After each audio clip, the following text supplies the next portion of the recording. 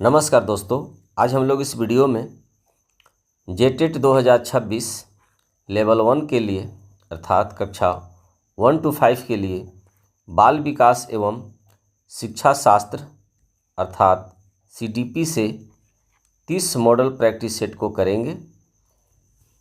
यह video 100% free है, लेकिन दोस्तों यदि आप PDF से मॉक टेस्ट देना चाहते हैं तो मात्र 99 रुपये में आप मॉक टेस्ट से जुड़ सकते हैं। इससे जुड़ने के लिए मेरा नंबर है 99 314 74 281। आप इस नंबर पर कांटेक्ट कर सकते हैं। तो चलिए अब हम वीडियो को कंटिन्यू करते हैं।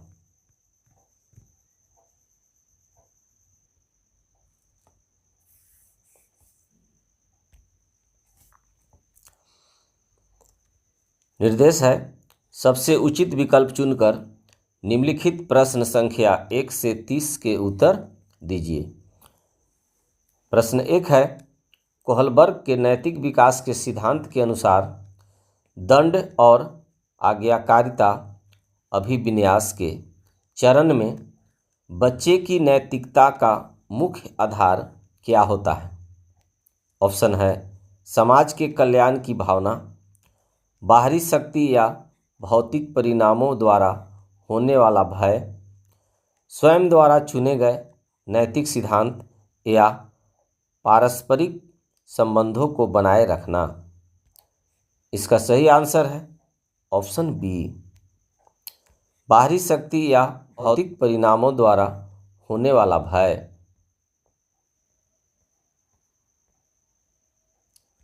प्रश्न 2 है, NEP 2020 के अनुसार स्कूल स्तर पर परख केंद्र का मुख्य कार्य क्या है? ऑप्शन है शिक्षक के स्थानांतरण की नीति बनाना, छात्रों के सीखने के प्रतिफलों का आकलन करने के लिए मानक और गाइडलाइन सेट करना, केवल बोर्ड परीक्षाओं को पूरी तरह समाप्त करना या स्कूलों को वित्तीय सहायता प्रदान करना। सही आंसर है ऑप्शन बी, छात्रों के सीखने के प्रतिफलों का आकलन करने के लिए मानक और गाइडलाइन सेट करना। प्रश्न 3 है,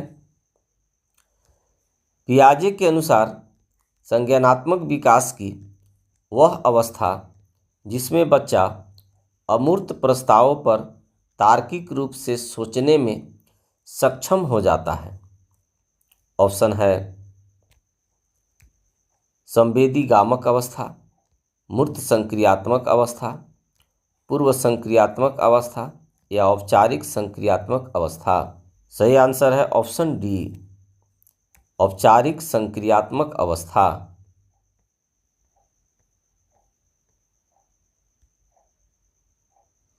प्रश्न 4 है, शिक्षार्थियों के बीच वैयक्तिक विभिन्नताओं को संबोधित करने के लिए एक समावेशी शिक्षक को क्या करना चाहिए?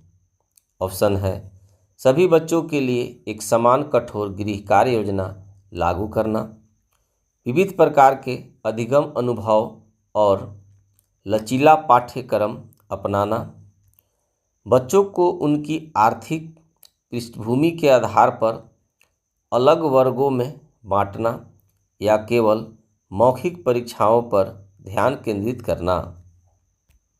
इसका सही आंसर है ऑप्शन बी, विविध प्रकार के अधिगम अनुभव और लचीला पाठ्यक्रम अपनाना।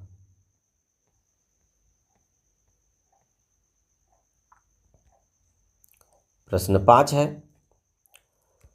ब्लूम की संशोधित टैक्सोनॉमी 2001 के अनुसार विश्लेषण के अंतर्गत क्या आता है? ऑप्शन है पाठ्य पुस्तक में दी गई परिभाषा को सटीकता से याद करना, किसी सीखी गई सामग्री के व्यवहारिक अनुप्रयोग को खोजना, तत्वों को मिलाकर एक नया सुसंगत या मौलिक ढांचा तैयार करना, या दी गई जानकारी को छोटे भागों में तोड़कर उससे आंतरिक संबंधों की जांच करना। इसका सही आंसर है ऑप्शन डी। दी गई जानकारी को छोटे भागों में तोड़कर उसके आंतरिक संबंधों की जांच करना। प्रश्न 6 है, झारखंड के ग्रामीण क्षेत्रों में डिजिटल शिक्षा शास्त्र अर्थात आईसीटी के समावेशन में सबसे बड़ी चुनौती क्या है? ऑप्शन है बिजली की अनिश्चितता और बुनियादी इंफ्रास्ट्रक्चर की कमी, शिक्षकों द्वारा तकनीक का उपयोग करने की पूर्ण अनिच्छा, महंगी कंप्यूटर थ्योरी किताबों की अनुपलब्धता, या इंटरनेट पर हिंदी विषय सामग्री का ना होना। सही आंसर है ऑप्शन ए, बिजली की अनिश्चितता और बुनियादी इंफ्रास्ट्रक्चर की कमी।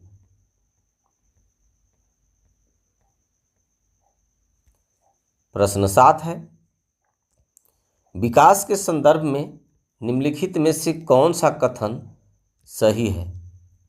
ऑप्शन है विकास केवल आनुवंशिकी का परिणाम है, विकास एक सतत प्रक्रिया है जो जीवन भर चलती है, विकास की गति सभी संस्कृतियों में पूरी तरह समान होती है, या विकास केवल विद्यालयी शिक्षा के दौरान होता है। इसका सही आंसर है ऑप्शन बी, विकास एक सतत प्रक्रिया है जो जीवन भर चलती है।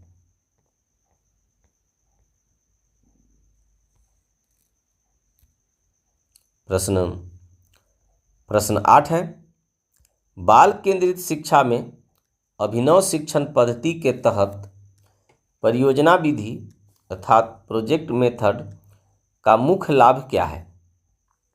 ऑप्शन है यह बच्चों को पूर्ण रूप से अनुशासन में रखती है, यह वास्तविक जीवन के अनुभवों और व्यवहारिक समस्या समाधान को बढ़ावा देती है, यह शिक्षक के कक्षा तैयारी के समय को बचाती है, या यह परीक्षा में 100% अंक लाने में मदद करती है। इसका सही आंसर है ऑप्शन बी, यह वास्तविक जीवन के अनुभवों और व्यवहारिक समस्या समाधान को बढ़ावा देती है। प्रश्न 9 है, समतामूलक शिक्षा का वास्तविक अर्थ क्या है? ऑप्शन है सभी बच्चों को उनकी व्यक्तिगत पृष्ठभूमि की परवाह किए बिना संसाधन देना, प्रत्येक बच्चों को उसकी विशिष्ट आवश्यकताओं और गति के अनुसार आवश्यक सहयोग व अवसर प्रदान करना, केवल उन बच्चों को पढ़ाना जो आर्थिक रूप से बहुत समृद्ध हैं, या विशेष आवश्यकता वाले बच्चों को सामान्य स्कूल से अलग करना। इसका सही आंसर है ऑप्शन बी, प्रत्येक बच्चों को उसकी विशिष्ट आवश्यकताओं और गति के अनुसार आवश्यक सहयोग व अवसर प्रदान करना।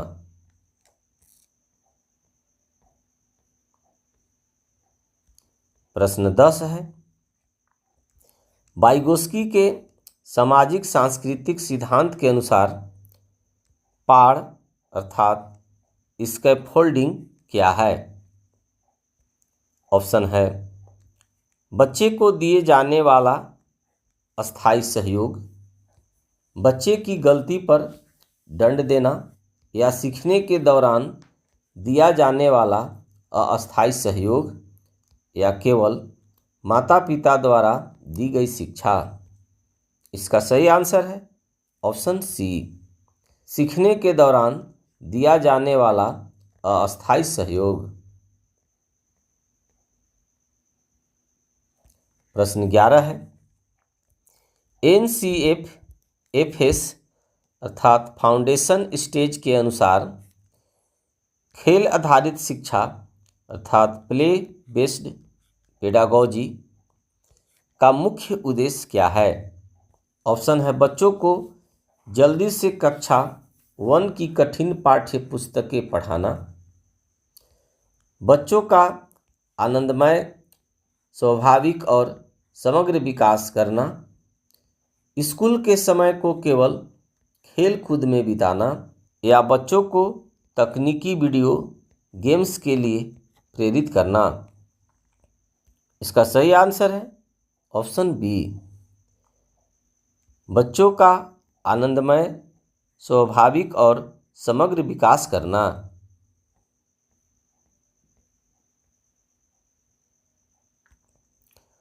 प्रश्न 12 है, सतत एवं व्यापक मूल्यांकन अर्थात CCE के संदर्भ में पोर्टफोलियो का क्या महत्व है? ऑप्शन है यह केवल शिक्षक की कार्यप्रणाली का लेखा जोखा रखता है, यह केवल बच्चे की खेलकूद से जुड़ी गतिविधियों का रिकॉर्ड है, यह वर्ष के अंत में ली जाने वाली 3 घंटे की लिखित परीक्षा का विकल्प है, या यह समय की एक निश्चित अवधि में बच्चे के काम के विविध नमूनों का व्यवस्थित संग्रह है।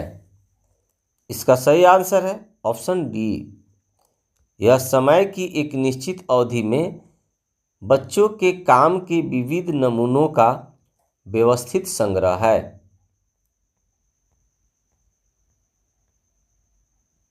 प्रश्न 13 है, समावेशी शिक्षा के तहत विशेष आवश्यकता वाले बच्चों अर्थात CWSN को नियमित स्कूल में पढ़ाते समय एक शिक्षक का दृष्टिकोण कैसा होना चाहिए? ऑप्शन है सहानुभूति और दया की भावना से भरा हुआ, उनकी क्षमताओं को स्वीकार करना और उनके अधिकारों के प्रति संवेदनशीलता, अलगाववादी और उन्हें विशेष कक्षा में भेजने का प्रयास, या उनकी कमियों को बार बार कक्षा के सामने उजागर करना। इसका सही आंसर है ऑप्शन बी, उनकी क्षमताओं को स्वीकार करना और उनके अधिकारों के प्रति संवेदनशीलता।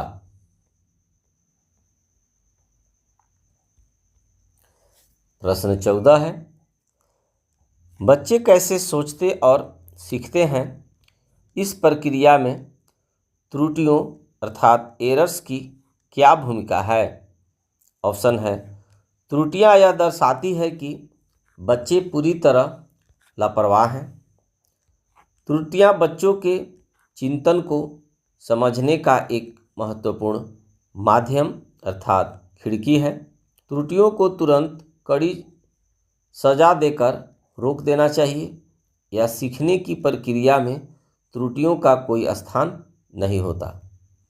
इसका सही आंसर है ऑप्शन बी, त्रुटियां बच्चे के चिंतन को समझने का एक महत्वपूर्ण माध्यम अर्थात खिड़की है।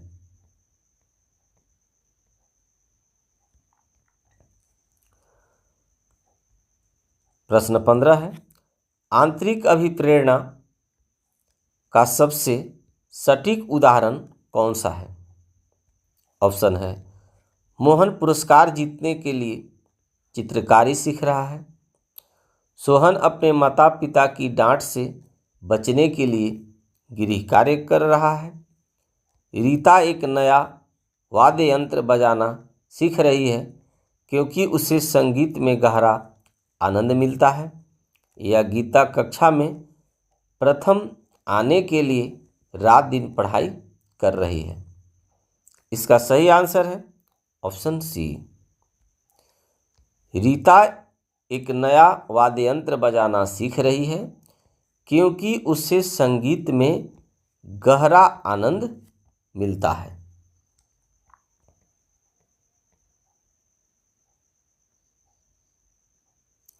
प्रश्न 16 है, शिक्षण अधिगम की मूल प्रक्रियाओं में सक्रिय जुड़ाव अर्थात एक्टिव इंगेजमेंट से क्या तात्पर्य है? ऑप्शन है, छात्र द्वारा प्रश्न पूछना, चर्चा करना और व्यवहारिक प्रयोगों में भाग लेना। छात्र द्वारा शिक्षक के व्याख्यान को चुपचाप और ध्यान से सुनना।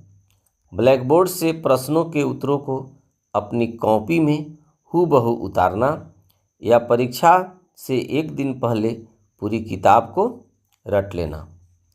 इसका सही आंसर है ऑप्शन ए, छात्र द्वारा प्रश्न पूछना, चर्चा करना और व्यवहारिक प्रयोगों में भाग लेना।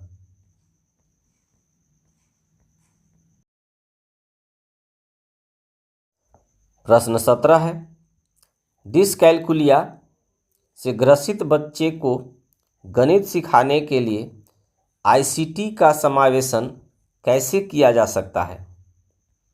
ऑप्शन है, उसे बड़ी बड़ी गणित की किताबें पढ़ने के लिए देकर, गणितीय खेलों, विजुअल टूल्स और इंटरैक्टिव ऐप्स का उपयोग करके, उसे कैलकुलेटर के उपयोग पर पूरी तरह प्रतिबंध लगाकर या उसे बार बार मौखिक रूप से पहाड़े याद करवाकर।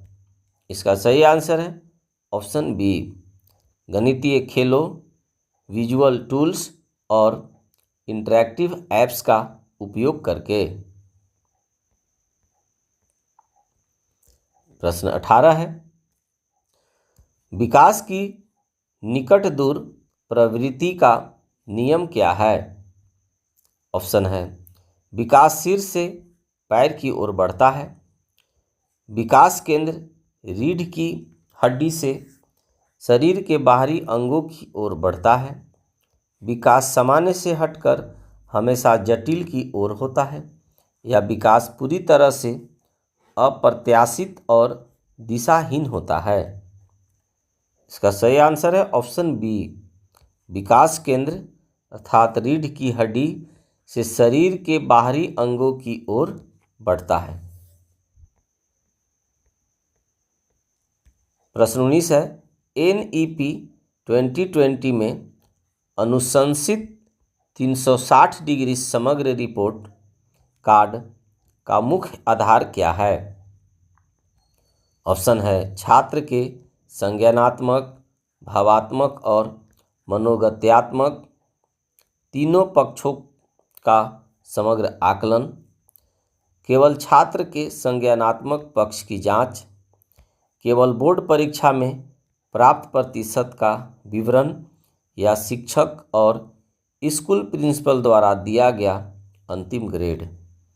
सही आंसर है ऑप्शन ए, छात्र के संज्ञानात्मक, भावात्मक और मनोगत्यात्मक तीनों पक्षों का समग्र आकलन।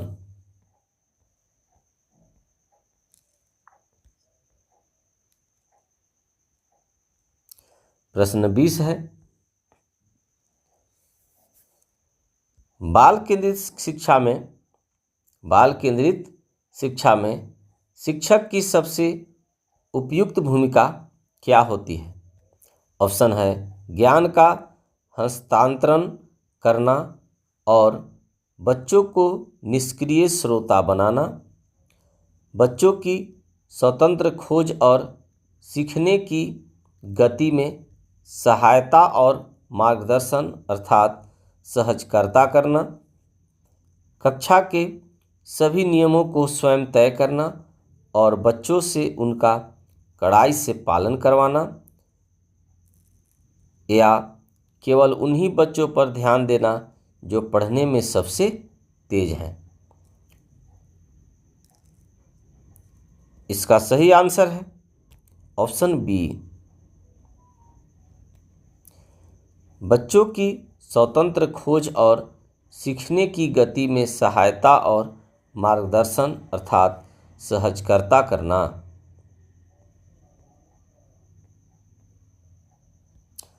प्रश्न 21 है, ब्लूम्स टैक्सोनॉमी के संज्ञानात्मक पक्ष में अवबोध अर्थात अंडरस्टैंडिंग का सही उदाहरण क्या है? ऑप्शन है परिभाषा को याद करना, नए विचार का सृजन करना, सूत्र का प्रयोग करके सवाल हल करना या किसी अवधारणा को अपने शब्दों में व्याख्या करना। सही आंसर है ऑप्शन डी, किसी अवधारणा को अपने शब्दों में व्याख्या करना। प्रश्न 22 है, समावेशी कक्षा में यूनिवर्सल डिजाइन फॉर लर्निंग अर्थात UDL का उपयोग करने का मुख्य लाभ क्या है? ऑप्शन है यह केवल उन बच्चों के लिए है जो देख नहीं सकते। यह सभी प्रकार के शिक्षार्थियों की विविध आवश्यकताओं को एक साथ पूरा करता है।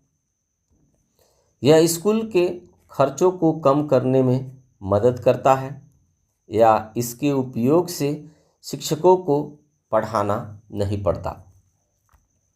सही आंसर है ऑप्शन बी, यह सभी प्रकार के शिक्षार्थियों की विविध आवश्यकताओं को एक साथ पूरा करता है।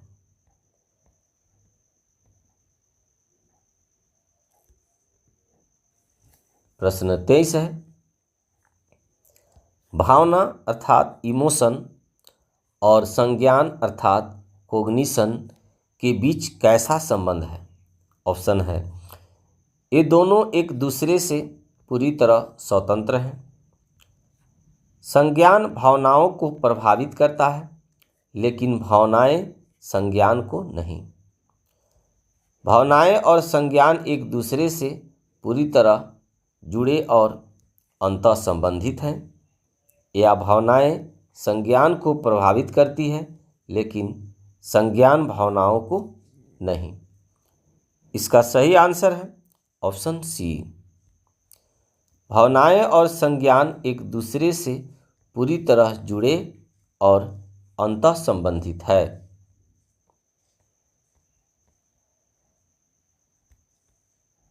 प्रश्न 24 है, बच्चे समाज में अपनी भूमिका और जेंडर की समझ कहाँ से विकसित करते हैं? ऑप्शन है केवल अपने परिवार और माता पिता से, केवल मीडिया और टेलीविज़न देखकर, परिवार, मीडिया, स्कूल और संस्कृति इन सभी की अंतःक्रिया से या केवल स्कूल और शिक्षकों के माध्यम से।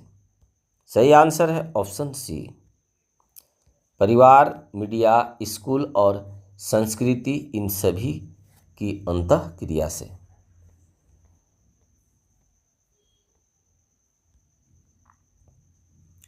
प्रश्न 25 है, NCFSE के अनुसार प्राथमिक स्तर के बच्चों में सहानुभूति और नैतिक मूल्यों का विकास करने की सबसे अच्छी विधि क्या है?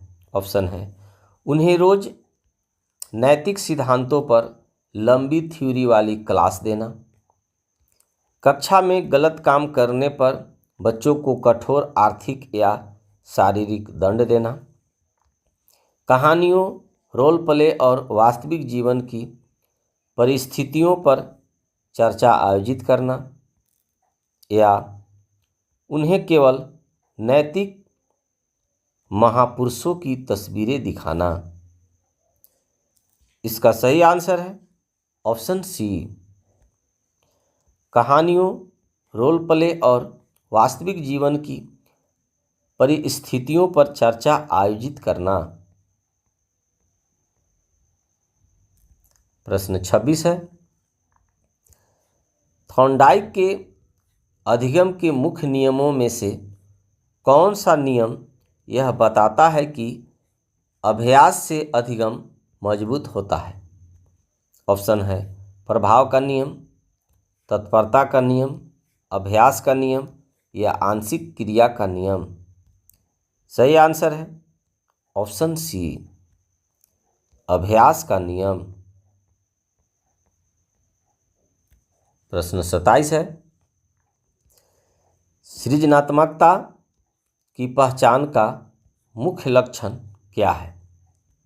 ऑप्शन है कम समझ होना, अपसारी चिंतन, अभिसारी चिंतन या रटने की उच्च क्षमता। सही आंसर है ऑप्शन बी, अपसारी चिंतन।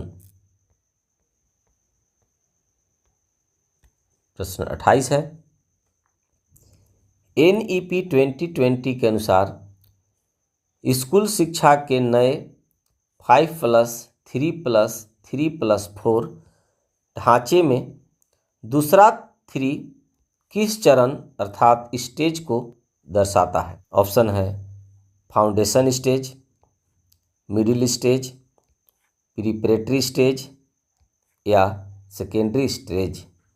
इसका सही आंसर है ऑप्शन सी, प्रिपरेटरी स्टेज। प्रश्न 29 है, बच्चों के अधिगम को सुगम बनाने के लिए स्कैफोल्डिंग का एक सटीक व्यवहारिक उदाहरण क्या है? ऑप्शन है बच्चे को पूरा उत्तर लिखकर दे देना और उसे कॉपी करने को कहना, बच्चे को समस्या समाधान के दौरान आधे हल किए हुए उदाहरण या संकेत देना, बच्चे को शांत बैठकर सोचने के लिए अकेले कमरे में छोड़ देना या बच्चे से कहना कि वह बिना किसी मदद के खुद ही सब कुछ करे।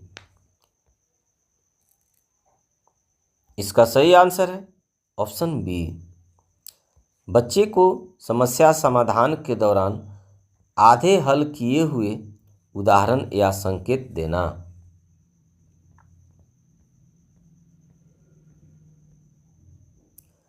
प्रश्न 30 और इस वीडियो का अंतिम प्रश्न है, डिजिटल साक्षरता के संदर्भ में प्राथमिक स्तर के बच्चों को ऑनलाइन सुरक्षित रखने के लिए शिक्षकों की क्या जिम्मेदारी है? ऑप्शन है बच्चों को कंप्यूटर लैब में जाने से पूरी तरह रोक देना, उन्हें इंटरनेट के सुरक्षित उपयोग, प्राइवेसी और साइबर सुरक्षा के बुनियादी नियमों से अवगत कराना, केवल महंगे एंटीवायरस सॉफ्टवेयर पर निर्भर रहना या इंटरनेट के उपयोग का सारा काम केवल अभिभावकों पर छोड़ देना। सही आंसर है ऑप्शन बी, उन्हें इंटरनेट के सुरक्षित उपयोग, प्राइवेसी और साइबर सुरक्षा के बुनियादी नियमों से अवगत कराना। डियर गाइज, आई होप आपको यह वीडियो पसंद आया होगा। Thanks for watching.